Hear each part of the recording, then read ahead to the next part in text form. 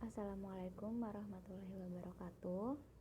We are from Group 11. We will present material about grammar and semantic, case, gender, and mood. First, let me introduce myself and my friend in this group. Me is Atika Parimandita, Sinta Anisrina Adiba, and the last is Solihatun Hasanah. Introduction.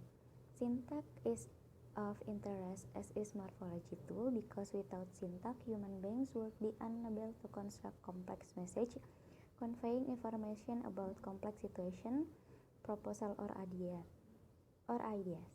So syntax is the set of rules, principle, and process that govern the structure of sentence in a given language, especially word order. One set of criteria for recognizing word classes has to do with morphosyntactic properties. In many languages, nouns have suffix that signal case, while verbs have suffix that signal person and number. As described in chapter 5 on the lexicon and in chapter 9 on syntactic linkage. In many languages, verbs also have suffix that signal other information that is semantically central. The verb suffix of Latin, for example, carry information about tense, aspect, mood, and voice, grammatical category, which are worth to introduce. Jadi pendahuluannya adalah sintaks menarik seperti juga morfologi, karena tanpa sintaksis manusia tidak akan mampu membangun pesan kompleks yang menyampaikan informasi tentang situasi, proposal, ataupun ide yang kompleks. Jadi sintaks adalah seperangkat aturan, prinsip, dan proses yang mengatur struktur kalimat dalam bahasa tertentu, khususnya dalam urutan kata. Satu set kriteria untuk mengenali kelas kata berkaitan dengan properties morfosintaktik. Dalam banyak bahasa, kata benda memiliki suffix yang menandakan kasus, sedangkan kata kerja memiliki tuntutan yang menandakan orang dan nomor atau jumlah. Seperti yang sudah dijelaskan dalam chapter 5 tentang leksikon dan pada bab 9 tentang hubungan sintaksis. Dalam banyak bahasa, kata kerja juga memiliki suffix yang menandakan informasinya yang secara semantik sentral. Suffix kata kerja dari bahasa Latin, misalnya, membawa informasi tentang tense, aspek, mood, dan suara. Kategori gramatikal yang akan kita perkenalkan. 12.2 is case. The term case was traditionally used for the system of noun suffix typical of Indo-European language. They are explanation of the case terms such as accusative, normative, and ablative. Let's see the example of accusative case. Be, rex, magnum, gladium, point, king, sword, put down. The king put down the big sword. Gladi inside gladium has accusative suffix Accusative case refer to the case used for a noun or pronoun that direct object of a verb.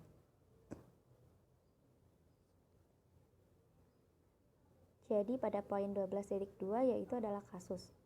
Istilah kasus secara tradisional digunakan untuk sistem suffix kata benda khas bahasa Indo-Eropa. Mereka adalah penjelasan dari istilah kasus seperti akusatif, normatif, dan ablatif. Seperti contoh kata yang sudah dipaparkan dalam poin B, gladi sebagai gantinya gladium memiliki akhiran akusatif Kasus akusatif mengacu pada kasus yang digunakan untuk kata benda atau kata ganti yang merupakan objek langsung dari kata kerja. Berikut ini adalah 3 contoh kasus. Yang pertama adalah accusative case. Accusative case refers to the case used for a noun or pronoun that is direct object of a verb. Mengacu pada kasus yang digunakan untuk kata benda atau kata ganti yang merupakan objek langsung dari kata kerja. Di sini terdapat contoh we made our dinner.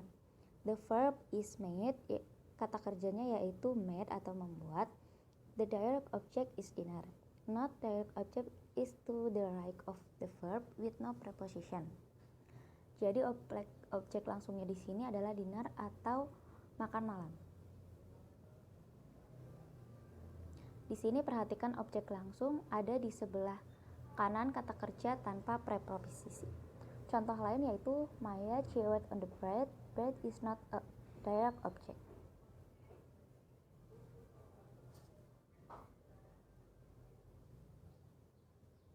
Contoh lainnya yaitu Maya mengunyah roti.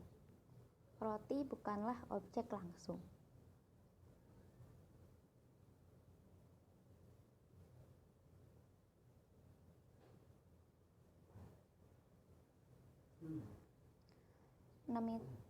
The second is nominative case. Mark the subject of a verb. When the verb is active, the nominative is the person or thing doing the action or agent. When the verb is passive, the nominative is the person or thing receiving the action. The example is the boy saw her. The next example is the red bag is bought by the old woman. The subject is the boy and the red bag. Note the subject is not to the left of the verb with no preposition. Jadi menandai subjek kata kerja saat verba aktif nominatifnya adalah orang atau benda yang melakukan tindakan atau agen. Saat verbanya pasif nominatifnya adalah orang atau benda yang menerima tindakan. Terdapat dua contoh di sini yang sudah dijelaskan tadi dan subjeknya adalah the boy atau anak laki-laki and red bag atau tas merah. Perhatikan subjek di sebelah kiri kata kerja tanpa preposisi. Yang ketiga adalah ablative case. The third is ablative case. Is denoting a case, especially in Latin, of nouns and pronouns and words in grammatically agreement with them, indicating an agent in instrument or source expressed by, with, or from in English. Apakah menunjukkan kasus, terutama dalam bahasa Latin, kata benda dan kata ganti, dan kata-kata dalam kesepakatan tata bahasa dengan mereka yang menunjukkan instrumen agen, atau sumber yang diungkapkan oleh, dengan, atau dari dalam bahasa Inggris. Nominative case, first is Latin regular. A is Magnus, Rex, great king, the king. B is Magna, Regina, great queen, the great queen. The C is Magnum, Oppidum, great town, the great town. The phrases in 1a until C could function as subject of clauses. They are said to be in the nominative case, the case being signaled by the suffix s, a, and The nouns in 1a until C have singular number. Pada kasus nominatif Latin regular, frasa dalam 1a sampai 1c berfungsi sebagai subjek klausa. Mereka dikatakan dalam kasus nominatif kasus yang ditandai dengan suffix s, a, dan Kata benda dalam 1a sampai 1c memiliki bentuk nomor tunggal. Second is Latin plural. A is Magni, Reges, great kings, the great kings. B is Magnae, Reginae, great queens, the great queens. C is Magna, Oppida, great town, the great towns. Different suffixes appear both on the nouns and the adjective when they are plural, whether, for example, the stem takes the suffix us, e, I, or a, depends on what type of noun it modifies, what case the noun in, and whether the noun is singular or plural. Yang kedua adalah Latin jamak. Suffix yang berbeda muncul baik pada kata benda dan kata sifat ketika mereka jamak. Misalnya, Batangman mengambil akhiran us, a, atau a, tergantung pada jenis kata benda yang diubahnya dalam hal apa kata benda itu masuk dan apakah kata benda itu dalam bentuk tunggal ataupun jamak.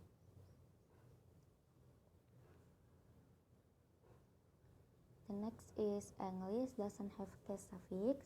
English does have the possessive or kepemilikan suffix in John's bike and Juliet's bike spaniel in spoken English, with the exception of irregular nouns such as children or mice.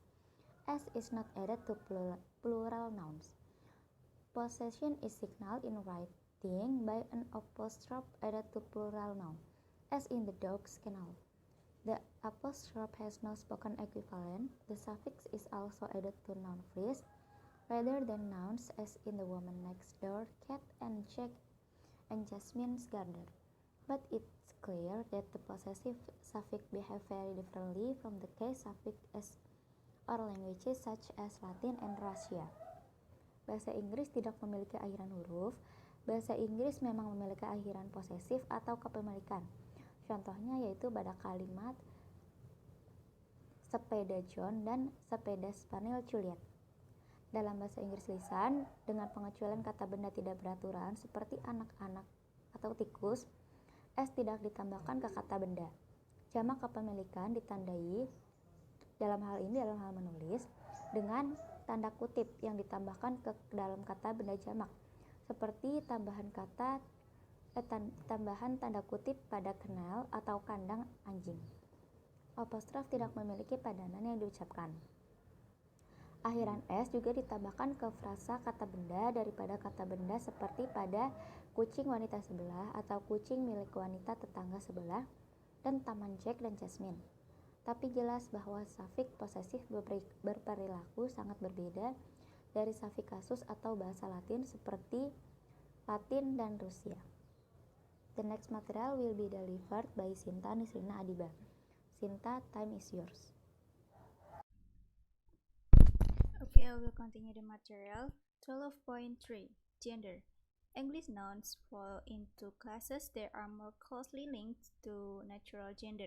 There is a major split between animate and inanimate nouns, linked to the use of it as opposed to he and she. The animate nouns split into male and female, which governs the use of he as opposed to she. Kata benda bahasa Inggris termasuk dalam kelas yang lebih erat terkait dengan gender alami. Ada pemisahan besar antara kata benda bernyawa dan tidak bernyawa terkait dengan penggunaan it sebagai lawan he dan she. Kata benda bernyawa dibagi menjadi laki-laki dan perempuan yang mengatur penggunaan he sebagai lawan dari she. The labels masculine and so on applied to classes of Latin nouns can be seen as not entirely arbitrary if we take into account the fact that nouns denoting women in whatever capacity are typically female. For example, mother, filia or daughter, femina or woman are feminine. Pater or father, filius or son, vir or man are masculine. Servus is male slave and serva is female slave, and so on. Neuter nouns appear at first sight to offer no generalization, but an important one can be made. No nouns denoting animate beings are neuter. That generalization does not apply as neatly to Indo-European languages as a whole, but it remains true that relatively few neuter nouns denote animate beings.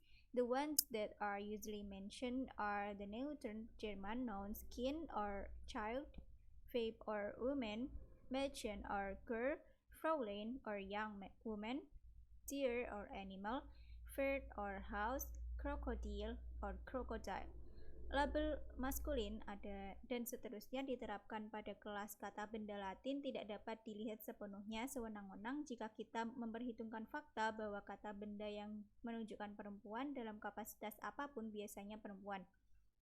Contohnya, mother atau ibu, filia atau anak perempuan, femina atau wanita adalah feminim. Pater atau ayah, filius atau putra, vir atau laki-laki adalah maskulin. Servus adalah budak laki-laki, serva adalah budak wanita, dan seterusnya. Kata benda netral muncul pada pandangan pertama untuk tidak memberikan generalisasi, tetapi yang penting dapat dibuat. Tidak ada kata benda yang menunjukkan makhluk hidup yang netral. Generalisasi itu tidak berlaku rapi untuk bahasa Indo-Eropa secara keseluruhan, tetapi tetap benar bahwa relatif sedikit kata benda netral yang menunjukkan makhluk hidup. Yang biasanya disebutkan adalah kata benda Jerman yang netral, seperti kind atau anak, Weib atau perempuan, Mädchen atau perempuan, Fraulein atau perempuan muda, Tier atau binatang, Pferd atau kuda, krokodil atau buaya. Work on the Australian language Dyirbal or North Queensland has shown that the working of a gender system might require knowledge of society's myths. In Dyirbal myth, the moon and the sun are husband and wife. The words for moon and husband are together in one class, and the words for wife and son are together in another class. Nouns to do with the fire and light go in the same class as the noun for sun. The satin bird brought fire from the clutches of the rainbow snake, and the noun denoting the bird is in the same class as the words for sun and fire. The bite of the hairy merry crab has the same effect as bad sunburn, and the noun denoting that crab is also in the same class as the noun for sun. Bekerja pada bahasa Australia Dyirbal atau Queensland Utara telah menunjukkan bahwa bekerjanya sistem gender mungkin memerlukan pengetahuan tentang mitos masyarakat. Dalam mitos Dyirbal, bulan dan matahari adalah suami istri. Kata-kata untuk bulan dan suami bersama di satu kelas, dan kata-kata untuk istri dan matahari bersama di kelas lain.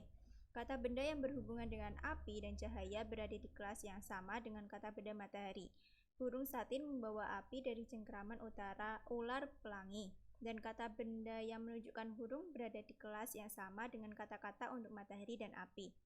Gigitan ulat bulu memiliki efek yang sama dengan sengatan matahari yang buruk, dan kata benda yang menunjukkan bahwa ulat juga berada di kelas yang sama dengan kata benda matahari.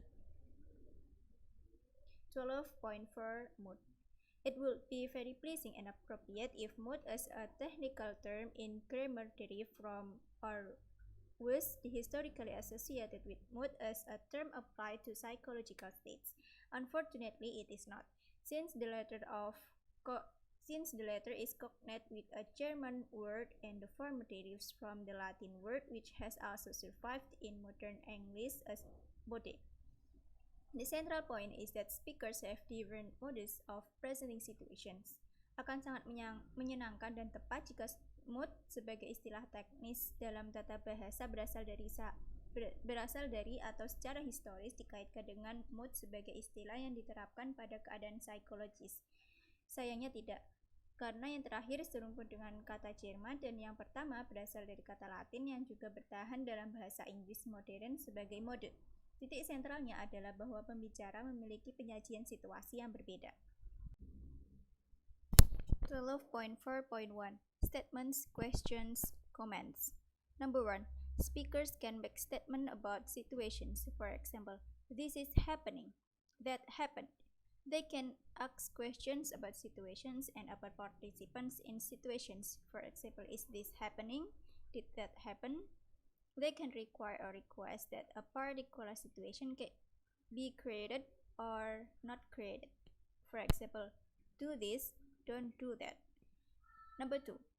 They can present situations as factual. For example, this happened, this did happen. They can present situations as possible. For example, this might happen. They can present situations as necessary. For example, this has to happen or that must happen. In chapter 3 on constructions, we looked at two of the constructions in number 1, the declarative construction and the yes-no interrogative construction.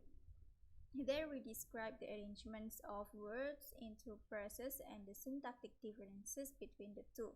Here we are interested in the uses to which speakers put the constructions and add the imperative constructions, which can be used to issue instructions and requests. But in many situations, speakers do not use the imperative. See the exercise at the end of the chapter. Nomor 1, pembicara dapat membuat pernyataan tentang situasi. Contohnya, this happening atau that happened. Mereka dapat mengajukan pernyataan tentang situasi dan tentang peserta dalam situasi. Contohnya, is this happening atau did that happen?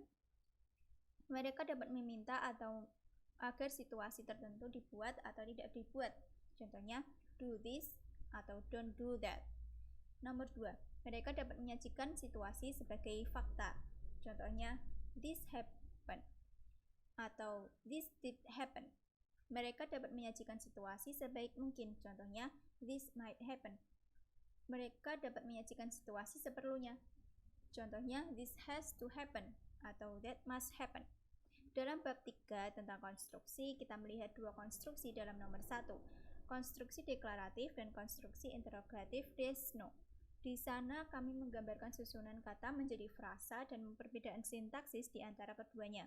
Di sini kami tertarik pada kegunaan yang digunakan pembicara untuk menempatkan konstruksi dan menambahkan konstruksi imperatif yang dapat digunakan untuk mengeluarkan instruksi dan permintaan.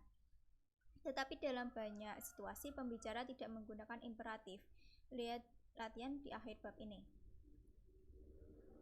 Number 3. They can state their authority for making a statement. For example, evidently she has decided to change jobs. Or, I know for a fact that this plan is unsafe. Number 4. They can present situations as the objects of wishes, hopes, or fears. For example, I wish he had better manners. Or, she's afraid he's going to make a fool of himself.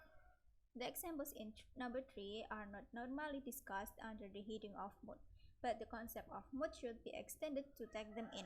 One reason is that the distinction between making a statement, asking a question, and issuing a comment is not sufficient, because speakers make assertions with the different degrees of certainty and authority.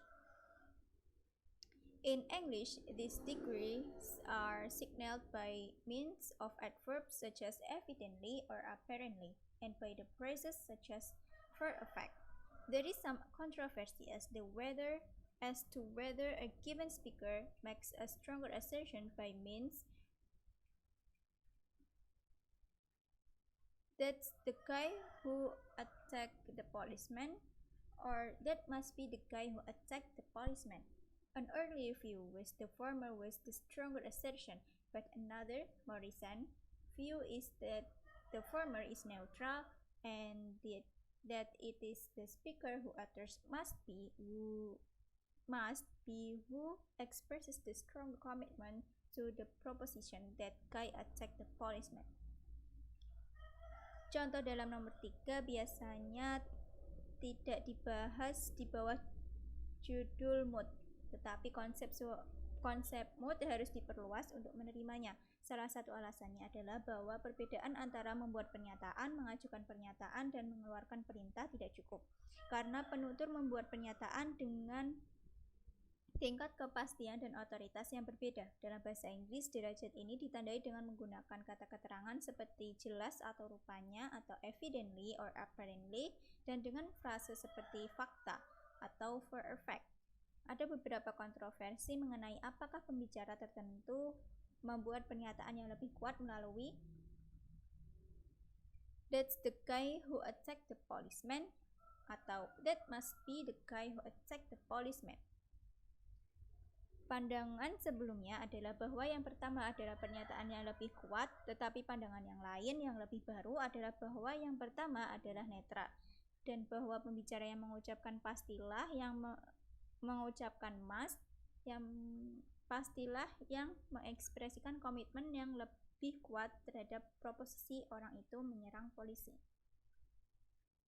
Next material will be delivered by Solihatun Hasanah. I will continue the next material. It is about subjunctive mood.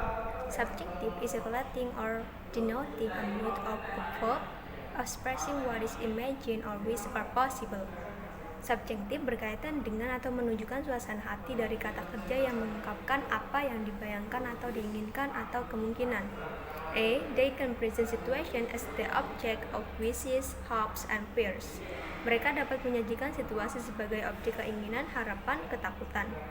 Contohnya, I wish he had better manners. She's afraid he's going to make a fool of himself. Saya berharap dia memiliki sopan santun yang lebih baik. Dia takut dia akan membodohi dirinya sendiri. The example in A relate to what is called the subjunctive mood. Nah, contoh di atas adalah apa yang disebut dengan subjunctive mood. The subjunctive form were used in other two to present a situation as remote from reality, the speakers being in difficulties or possible remote from reality, this being true. Bentuk-bentuk subjektif biasa digunakan untuk menyajikan situasi yang jauh dari kenyataan. Pembicara berada dalam kesulitan atau mungkin berada jauh dari kenyataan yang sebenarnya. Contohnya, I wish he had called me last night. The fact he didn't call me last night. Saya berharap dia menelponku tadi malam, tetapi faktanya dia tidak menelponku tadi malam. It is unfortunate that mood is applied this concept, although it is very old usage and difficult to change. It also has some justification because it is connected with the mode in which speakers choose to present a situation. The technical term is non-factual because it is rarely used. For the example saja, sangat disayangkan bahwa mood diterapkan pada konsep ini merupakan penggunaan yang kuno atau sangat lama dan sulit untuk diubah. Ini juga memiliki beberapa kebenaran karena terkait dengan mode di mana pembicara memilih untuk menyajikan suatu situasi tetapi teknisnya non-faktual karena jarang digunakan. Contohnya, B. If I were in such difficulties, I would take to my bed. Jika saya berada dalam kesulitan seperti itu, saya akan pergi ke tempat tidur. C. If this be true, the plan should be abandoned. Jika ini benar, rencana ini harus diabaikan. Where occur with a singular subject, most speakers and writers nowadays use was. Another example, even more unusual, it is being, di mana were terjadi dengan subjek tunggal, tetapi pada umumnya saat ini menggunakan was untuk subjek tunggal. Contoh lainnya, be bahkan tidak lebih biasa. Epistemic derives from the Greek epistem, knowledge, and episteme, modality related to the way, the mode in which speakers know a situation. Do they know that it exists? Do they consider it as merely possible, or do they treat it as necessary, exciting? Epistemik berasal dari bahasa Yunani epistem, yaitu pengetahuan, dan modalitas epistemik berkaitan dengan cara atau mode di mana penutur mengetahui suatu situasi. Apakah mereka tahu bahwa itu ada, apakah mereka menganggapnya hanya mungkin, atau apakah mereka memperlakukannya sebagai pasti ada. Deontic derives from the Greek verb deo or tie. Deontic modality relate to the whether speakers present a situation as possible because permission has been given, or as necessary because a circumstance required. Deontic berasal dari kata kerja Yunani yaitu deo atau mengikat. Modalitas deontik berkaitan dengan apakah penutur menghadirkan suatu situasi mungkin karena izin telah diberikan atau seperlunya karena keadaan mengharuskannya. Possibility is expressed by could, may, or might, as in. Kemungkinan epistemik dinyatakan dengan she could might be in the library. It is possible that she is in the library. May is natural, but might and could express more remote possibility. In addition, is uncertain that they are epistemically not possible, as in. May itu netral, might and could mengungkapkan kemungkinan yang lebih jauh, selain menegaskan bahwa mereka secara epistemik tidak mungkin di dalam perpus. B. She might not be in her room just now. It is possible that she is not in her room.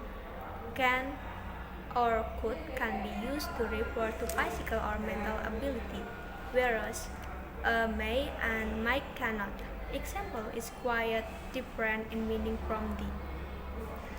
Can or could dapat digunakan untuk merujuk pada kemampuan fisik atau mental, sedangkan may and might tidak bisa. Contohnya sangat berbeda artinya dengan contoh yang di.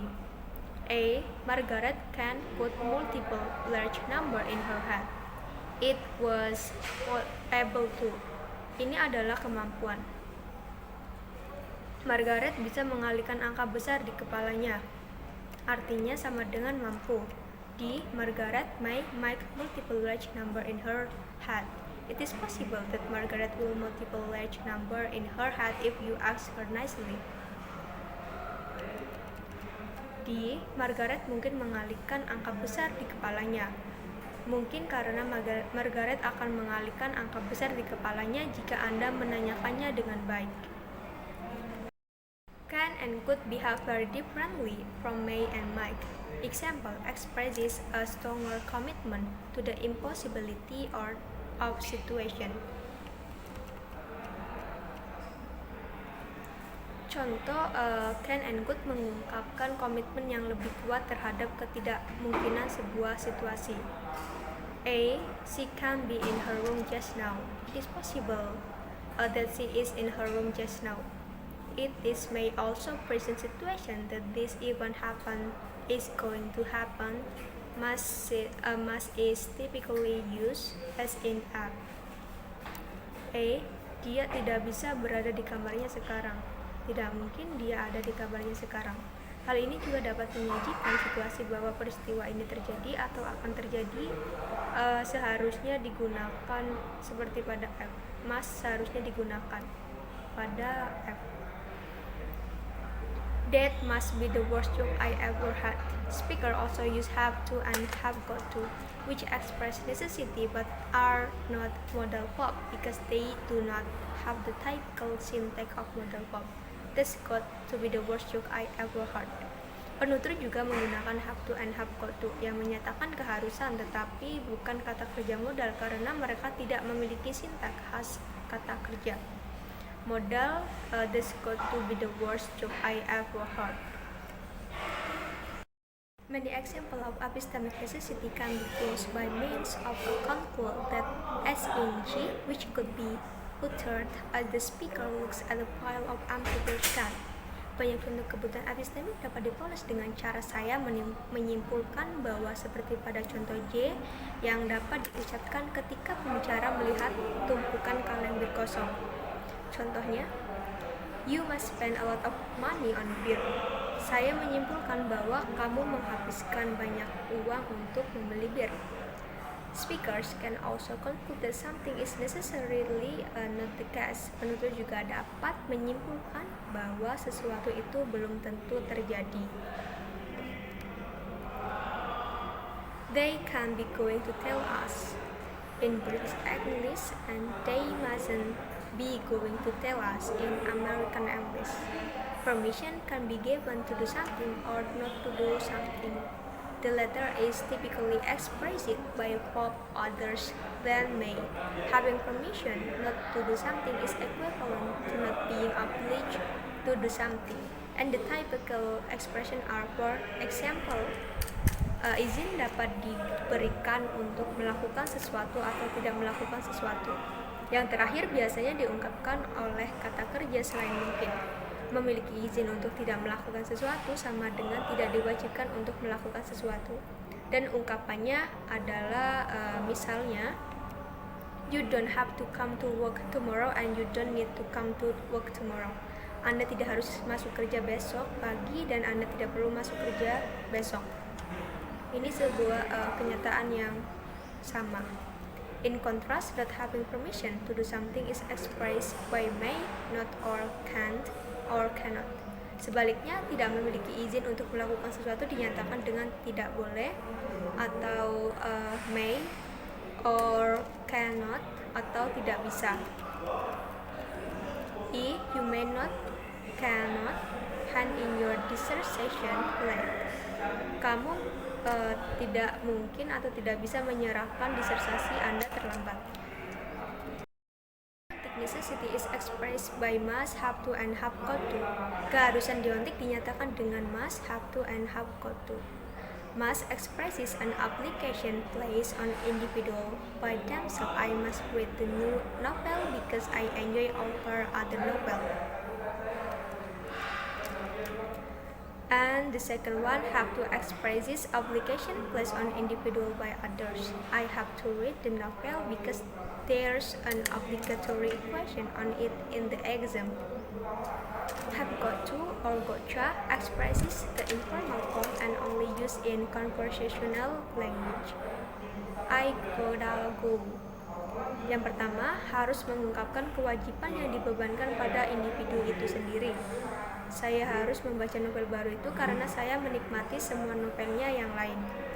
Yang kedua, harus mengungkapkan kewajiban yang dibebankan pada individu oleh orang lain. Saya harus membaca novel itu karena ada pertanyaan wajib di dalamnya dalam ujian.